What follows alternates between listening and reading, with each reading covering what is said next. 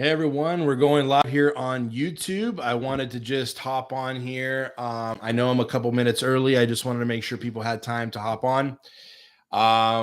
This is, I think, is my second or third YouTube live. Either way, if you're watching this live with me, I'm excited to have you here.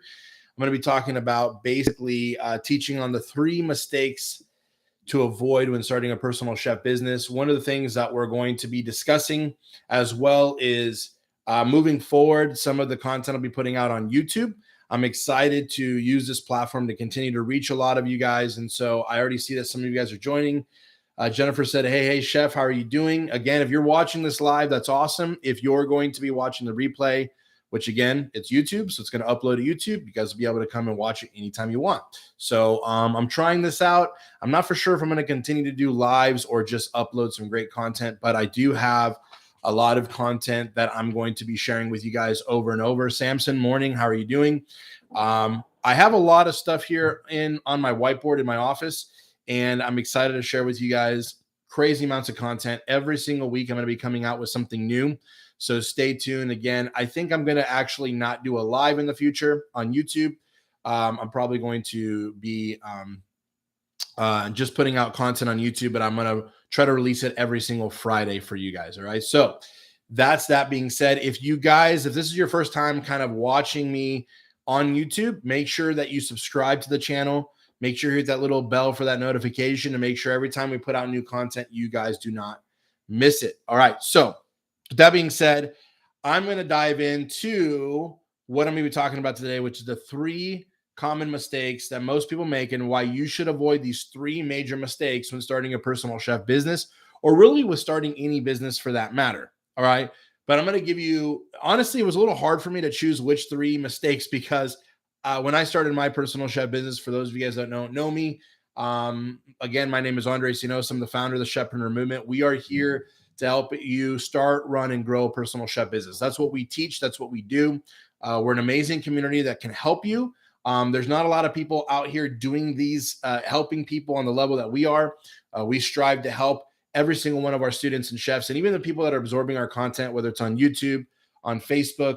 We're here to help you win. We're here to help you start your business and start it successfully. And we have a crazy amount. We've actually helped over hundreds of students now, several hundred students or more, start their own business and have become successful in their own right. And so I'm making this video again to keep it short and sweet, to show you guys the 3 mistakes to avoid when starting a personal chef business. All right.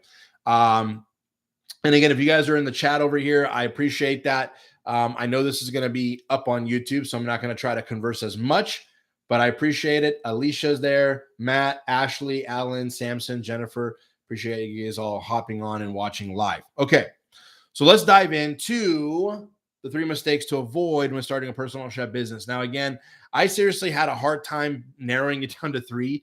There's like 50 million mistakes. When I first started my business, which was about 6 years ago, it was really difficult because I didn't really have a lot of guidance from anybody. I did pick and pull from certain people I found on YouTube and certain things I found on the internet. But to be honest, nobody was really clear about really not only what to do, but even what to avoid. Sometimes I believe that learning what to avoid is more valuable than learning what to do. I know that sounds kind of weird, right? But if you avoid certain things that you know that someone really can tell you, like myself, who's been through it, can really help you avoid, then it's easy for you to somewhat help yourself, propel yourself to be successful in the other areas, because at least you're kind of stepping over those time bombs. And so that's why I wanted to kind of reverse the training. Instead of telling you what to do, I wanted to kind of tell you what to avoid, what mistakes not to make. And so for those of you guys that don't know me, I'm the founder of the Chefpreneur Movement. I started my personal chef business over 6 years ago. It was a rocky start. For the first couple of years, I was in the trenches, figuring things out on my own. I was reading a lot of books. And I'm going to tell you a little quick story here when we get into the actual training about what I believe helped me turn that around. And also, again, just through trial and error, I figured things out so that you can avoid them as well. And that's how we work here. We want you to avoid the mistakes that I've made and the mistakes that even a lot of our people in our community have made in order to give you success. Okay, so starting number 1, the first thing that is the biggest mistake, probably the single biggest mistake I've seen, is coming to pricing and that's charging by the hour. All right. That's charging by the hour. And I'm going to give you a couple scenarios. All right. So again, the first mistake to avoid is charging your client by the hour. And you might be saying, Chef, this doesn't make any sense. Like, I want to get paid for what I'm worth. I want to get paid for my time. Now, I understand where your mentality is on that. Okay. And most of us that are watching this, that are followers of the Chefpreneur Movement, you already know that I practice and I preach this nonstop. You do not want to charge by the hour. But I recently came across a couple of videos of people that I watch and I like to get advice from, and they actually formed the metaphor a little differently than what I teach.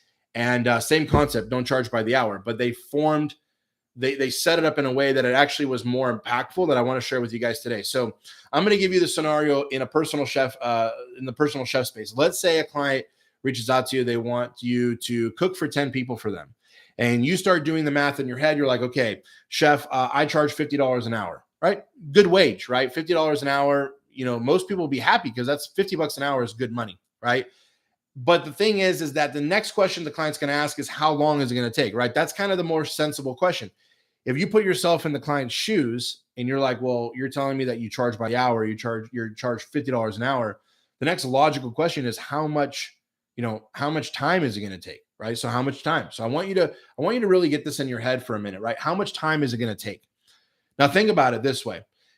Whatever you say, okay, in this case of a personal chef business, it's very hard to actually decrease that hours or increase. And I'm going to tell you why, right? So let's say you say, yeah, absolutely. Most of our events take, 8 hours. All right. So you're going to go cook for 10 people and make $400 because it's 8 times $50 an hour would be $400. Again, not a bad wage, right? $400 is pretty good money. The problem with that is that if you get to the client's house and you go over, you're going to feel a little hard to actually increase it by an hour because now you're going to charge them $450 and they have maybe planned on $400. And so now you get into this whole thing where it's like the client, even though they're not thinking it, but subconsciously, maybe the client's like, why is Chef Andres taking, an hour and a half to wash the dishes? They might even tell you, hey, I'll wash the dishes. Like, you just go home. And they might be saying that like, oh, go home to your kids. I've heard that one before when I was charging by the hour in my own business and doing it wrong. They're like, oh, go hang out with your kids. Oh, go see those beautiful daughters of yours. And, here I am thinking, oh, they're so sweet. These are really, really nice clients. But realistically, they're like, get the hell out of my house so I don't have to pay you as much, right? Let's be honest. That's probably what they were thinking. Okay. Because that's what I would be thinking because it's logical. Now, then the other set is, what if it takes you 7 hours? Now you plan on making $400, but now it only took you 7. So you have to charge $350, right? And now you're taking money out of your own pocket. Okay, so already you're starting to see a problem. Now, here's another thing too. If you have a client that then comes to you and says, well, because I teach that you charge per person. Okay, just to give that side note. And I'm not going to teach you my entire pricing formula because that's not what this video is about. But I do charge a price per person in my personal chef business, and that's what I teach. So let's say a client is saying to you, I contact and so on Yelp, and because sometimes clients will do this, right? You're on the phone and you're trying to make the sell, quote unquote, and basically they're like, well, I talked to so and so, and they said that they charge $35 an hour, and it's way cheaper than what you charge. And here's where you can really understand how to give them a metaphor, but really a metaphor for yourself is if you end up taking a lot more time, the client doesn't want to pay you more money than what's been suggested, right? Like we said, if it actually takes you 10 hours, not 8, now they're going to be paying you $500 and they'll be like, oh, well, I thought it was going to be $400. What took an extra 2 hours? But realistically, if it takes you less time, the client's going to be happy that it took you less time because they're paying less money. Either way, you're damned if you do, you're damned if you don't. So again, it's easy to not confuse the client because if you confuse the client, you'll lose them. And so when they start opening up these questions in their head that really don't have a conclusive answer, because your conclusive answer, if you charge by the hour, is whatever the hours it took me, that's what I'm charging you for. And then it's kind of like open-ended. It's like, well, yeah, I could say 12 hours it's going to take me because I want to earn more money that day. And that's not really integral. That's not an integrity way of approaching it. This is why I teach it's best to charge per person. So just a simple example, if you convert that $50 per hour to $50 per person, now you're making $500. And if they add on one more people, it's really simple. You're cooking for one more person, and now they know they're going to be charged for 11, right? Because there's no gray area on the hours. They don't care how many hours it's going to take. Just because when you go to a restaurant, think about how many hours go into a dish. And this is what I was thinking of. How many hours go into braised short ribs? You're not paying by the hour there. You're paying by the dish. You're paying by the plate. Now, I also don't want you to charge that way in the personal chef business, but the closest way to get there is charging by the person. Here's the 4-course menu I'm serving. Here's how many people you have. Here's my price per person plus the cost of groceries. Okay, so don't make that mistake. Do not charge by the hour. You're going to confuse yourself and you're going to confuse the crap out of the client, and it's not going to end well. This way, it's very clear. Here's 10 people. You could stay at their house washing dishes for 2 hours. They don't care. They're paying you $500 because they're paying you 10 times $50 per person. Does that make sense? So that's number one. Number two, one of the biggest mistakes that I made, as well as I see a lot of people make, do not buy a bunch of unnecessary equipment. I'm sure you maybe heard other people on YouTube. You might have heard other people in this industry where they talk about catering. They talk about, food deliveries and all this stuff. There's a sense of equipment that you can get, right? Whether it's like some nice plates to bring to your client's home, things like that. Nothing wrong with those things. But sometimes I talk to some of you and you're literally buying $2,000, $3,000, $4,000, $5,000 worth of equipment, hot boxes and this and that. I don't teach in the Chefpreneur Movement how to be a caterer. I teach how to be a personal chef. We use the client's kitchen. We use as much in the client's home as possible. Can you bring your own knives? Of course I do. Can you bring some specialty equipment that you need? Yes. But you don't need a commercial kitchen. You don't need all this extra hoopla, unnecessary accessories. You really don't, especially when you're first starting your business. Down the road, if you say, hey, I want to invest in a couple small chafing dishes. Okay. So you cop out $100, $120 to buy 2 small round chafing dishes. I do own some chafing dishes. I do own smaller ones, some larger ones. I do own a couple little burners that are like tabletop burners, like for omelet stations and things like that at my client's house. Even though there's a gas stove usually, or a stove at a house I'm cooking in, sometimes, I have a portable stove. That's okay. There's nothing wrong with that. But those are small investments as you go along. You do not need them to start your business. So refrain from spending a bunch of money, okay? One of the things that I've noticed when I started is that I get, all of us as creatives, we start getting really excited, right? We start buying plates because we envision this amazing sea bass dish that we're going to do. So we want to buy this like awesome plate. And then we go buy 20 of them. And yeah, we have yet to even serve our first client, or we're serving our 5th client. And it's like, maybe I shouldn't have dropped $300 on plates. Okay. I've made these mistakes. It's unnecessary. Okay. And I want you to start off in your business on the right foot in making money. I don't want you spending a bunch of money. Okay. This personal chef business is very, very cheap to start when it comes to the actual logistical costs of starting this business.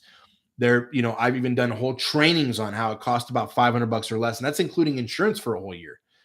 So really, you can start this business shoelaced up, right? And you spend all this money, and then you look back and you're like, I really don't even use that stuff. It sits in my garage, or I use it when friends come over. Like what I did was I first started a farmer's market business, for those of you guys that don't know my story, and I bought like almost $8,000 worth of equipment. I had to buy the flame retardant tents. I had to buy all this stuff because the county in San Diego County was making me have all these things that I needed in my food area, in my food space. When I went to the personal chef world and I transitioned my business into that, where I actually started making money, because in the catering and the farmers market business I started, I was not making very much money because I had overhead from, a rental kitchen